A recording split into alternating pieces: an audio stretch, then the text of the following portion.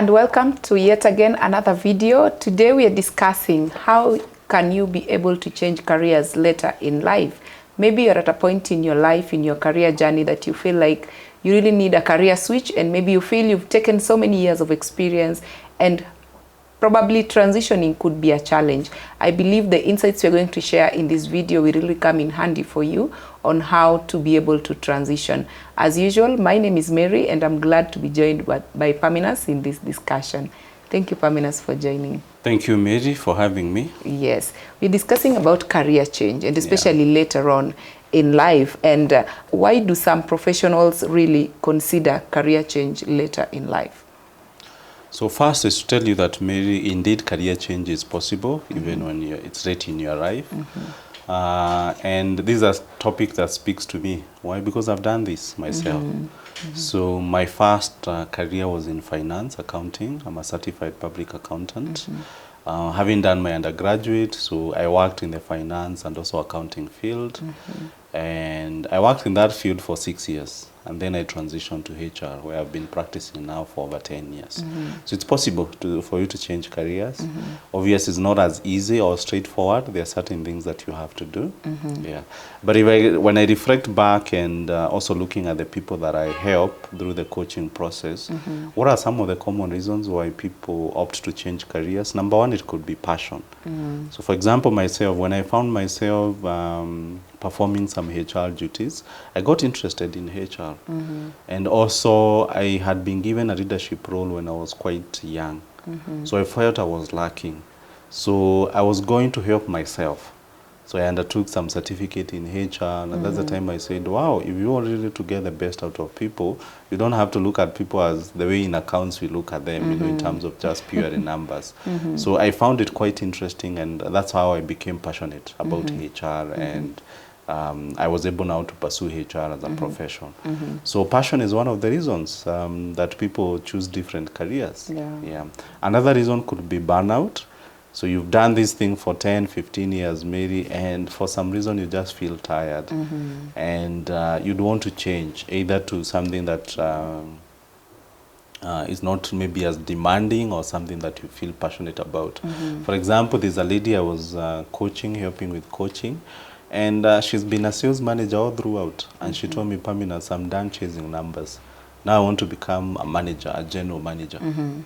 And because I've been in charge of people, I understand business organization, I understand revenue management, I understand how to make organizations run and how to motivate our staff.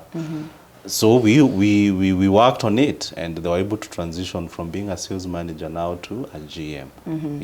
So boredom and burnout could be a reason. Another common reason is also financial.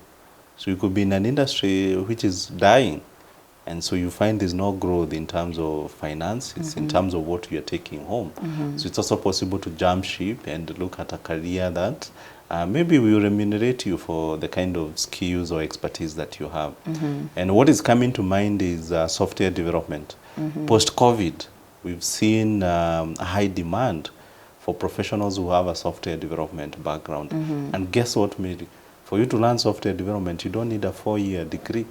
I've seen people do it within a year, and they're able to change their career. Someone who was an accountant, an engineer, even procurement, they pursue software development, and they have it now as a career. And at the moment, it's paying well.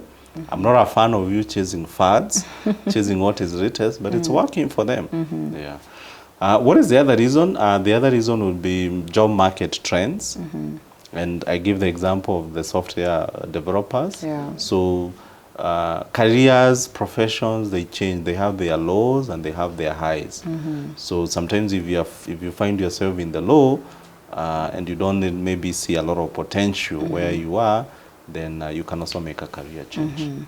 From having coached other professionals, maybe you've had people feeling like, I feel I'm late in life, maybe I'm in my late 30s, early 40s, and they really still want to change careers. What are some of the tips that you can be able to share with us that will really come in handy for someone to change careers later in life?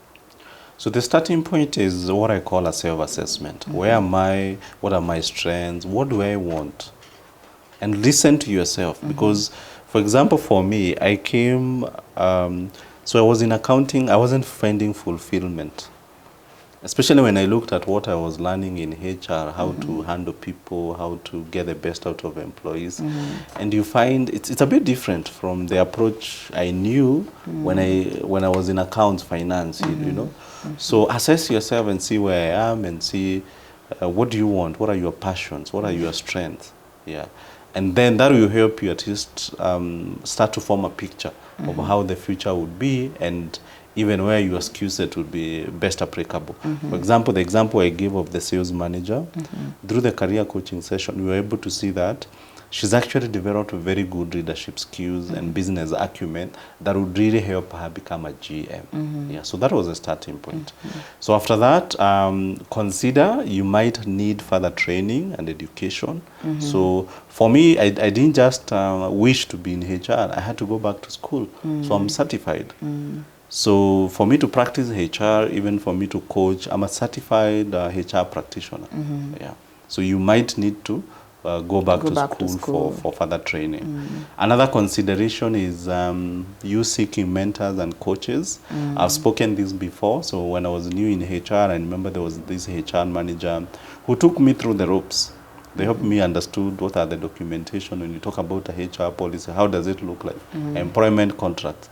You know, there's the training you get, the training, you know, the college training, but the practical training is much better. So this individual was able to handhold me, and that's why I'm very big on coaching and mentorship. Yeah.